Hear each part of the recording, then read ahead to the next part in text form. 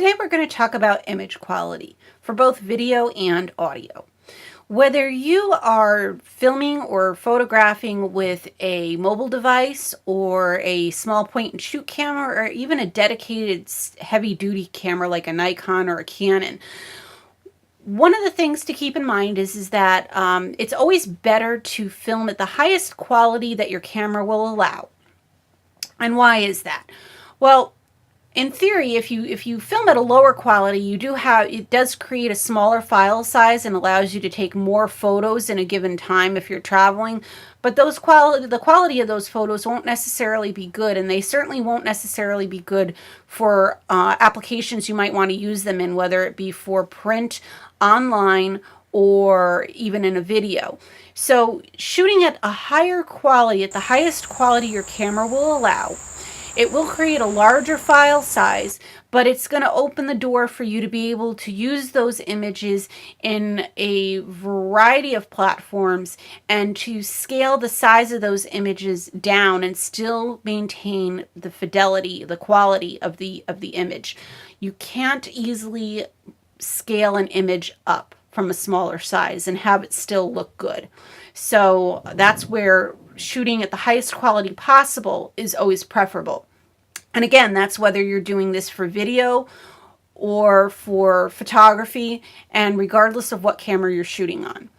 Now, some of the other things to keep in mind is that you want to make sure that you're always filming in good light. The darker a photo and the less light that's let in, you're not going to get the image quality that you're looking for. It can't always be recovered in editing. Things will start to look very dark and fuzzy and pixelated. That being said, it is better to run just a little too dark on an image than to run too light or too hot on an image, because an image that has way too much light and has a lot of hot spots on it, you're actually losing detail in terms of the contour of someone's face, of the flower, of the landscape, because you've lost shadows. All the delicate gradations of shadows when something is too bright. So there's a balance between having your image be way too dark that it can't be salvaged in editing, and being just this side of a little too dark, and being able to maintain the detail that you can then bring out better in post-production editing, whether it's in a video editing application or a photo editing application. So lighting is important. You want to watch your background for certain things. So if you're trying to film a video much like this one, you want to be careful not to shoot in front of a window. Now you'll see that I'm seated in front of two windows, but I've got them draped and I've got a light shining in front of me. So that way you're seeing my face better. The windows are not creating a silhouette effect of me.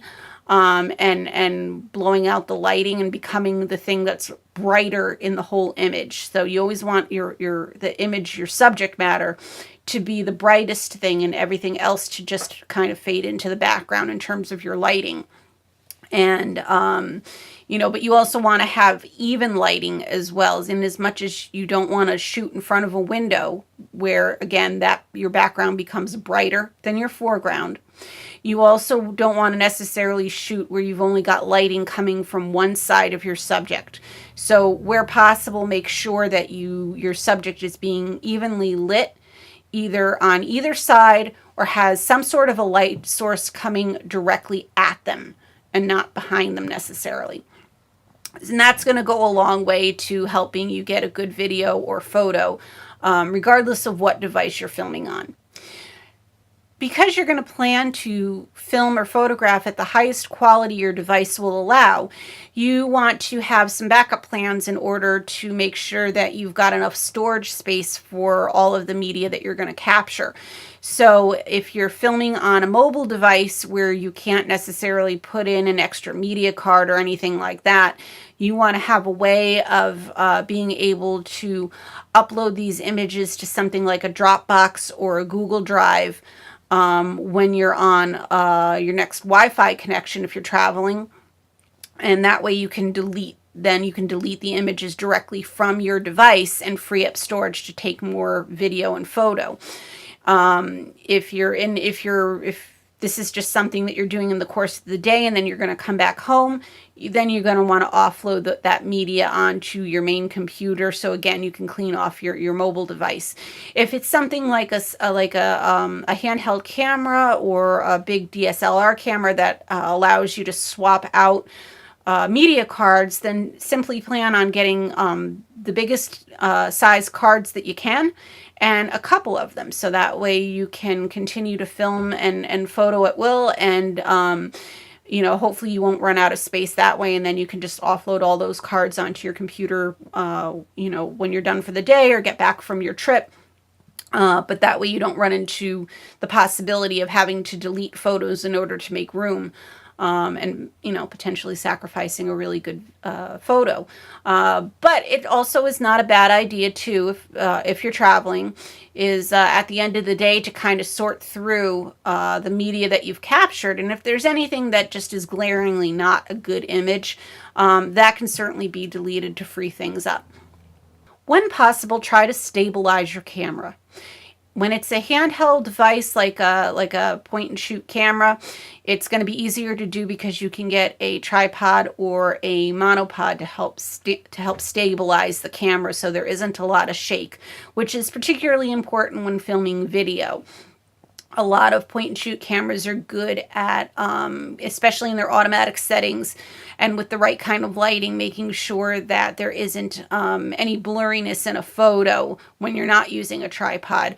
But with video, it's hard because no matter how still you think you're standing, the camera is going to move with every breath you take. So whenever possible, stabilize your camera.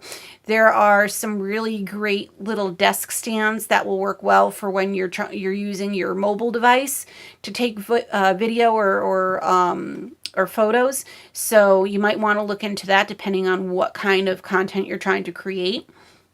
And there's also ways that you can just kind of prop up the camera as well. Do whatever works to help keep it still. Otherwise, one of the things that you can do is when you're holding your device, and we're just going to go ahead and this is actually the shell of my cell phone case. I had to pop out my cell phone in order to hook up from the case in order to hook up the mic I'm using for this video. But in any case, when you're taking a video in particular, and you need to hold really still, but this also works when you want to stay still for photos. You want to hold your device, and you want to lock your frame, your whole frame, right down to your legs, but particularly lock your arms to your torso, holding your device, and then pivoting your body as if it were a tripod itself. So that way you can pan and move as steady as possible and get the steadiest video that is possible when not on an actual tripod. And that usually works out pretty well, at least when you're filming very short clips. Anything can get very heavy when you've been holding it in the same position for 5 minutes or more. So I wouldn't recommend doing really long videos handheld this way. Or even necessarily with a cell phone. But if you are filming with a cell phone, video in particular, photos less important because photos you can take portrait or you can take landscape.